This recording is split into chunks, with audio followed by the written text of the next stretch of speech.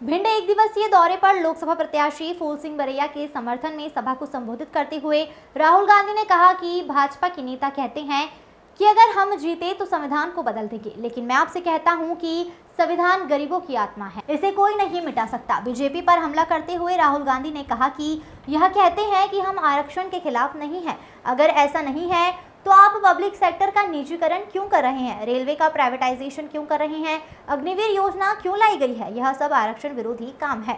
मोदी सरकार ने 22-25 अरबपतियों के 16 लाख करोड़ रुपए माफ कर दिए हैं। इन्होंने देश के कितने किसानों का, छोटे दुकानदारों का, आम लोगों का कर्ज माफ किया है। उन्होंने जनता से पूछा कि क्या आप जानते हैं 16 लाख करोड़ रुपए कितने होते हैं। राहुल ने कहा है कि अगर 25 साल तक हर हिंदुस्तान के हर किसान का कर्जा माफ किया जाए तब 16 लाख करोड़ रुपए होंगे। दूसरे तरीके से कहें तो 24 साल के मनरेगा का पैसा मोदी सरकार ने 22 लोगों को दिया है। स्थिति यह है कि हमारे देश में 22 लोगों के पास उतना ही धन है जितना हिंदुस्तान के 70 करोड़ लोगों के पास है। उन्होंने कहा कि मोदी सरकार में आम आदमी और गरीबों के लिए कोई जगह नहीं है। इसे राम मंदिर उद्घाटन पर भी देखा जा सकता है। उस समय वहां सारे वही लोग थे।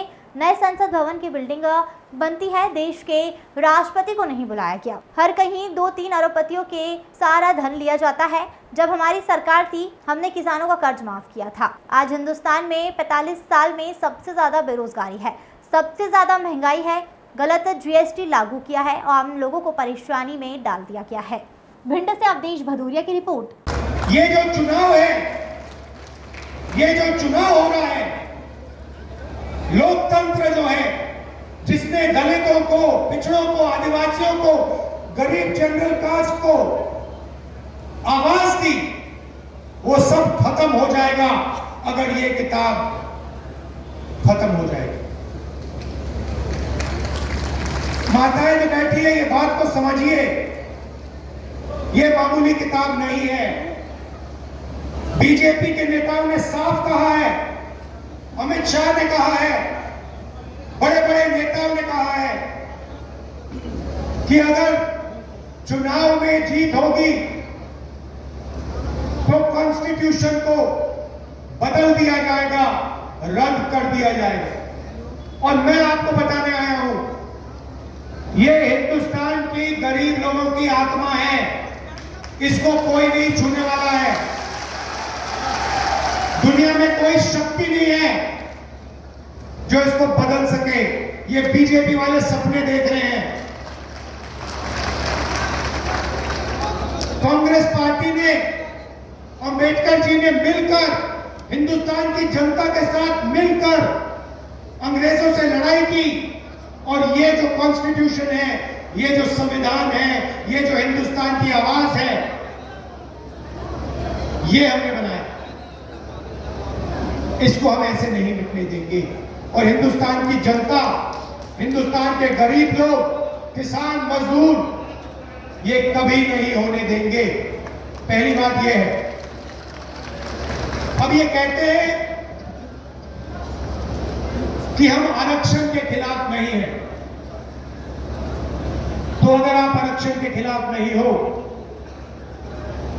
तो फिर आप पब्लिक सेक्टर को क्यों प्राइवेटाइज कर रहे हो?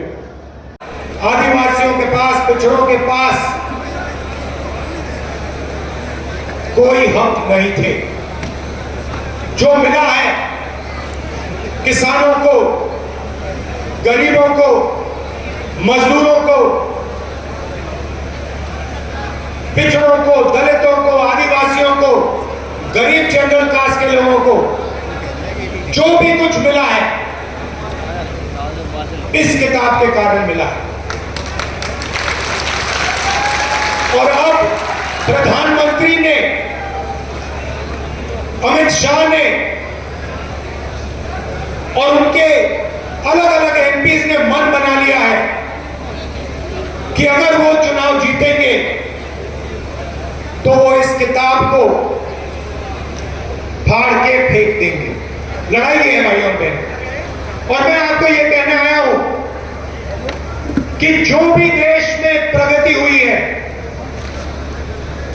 जो भी गरीबों को मिला है, चाहे वो मनरेगा हो, जमीन अधिग्रहण बिल हो, सफेद क्रांति हो, जमीन का हक हो, सब गायब हो जाएगा। बीजेपी चाहती है कि ये किताब फेंक दी जाए और देश को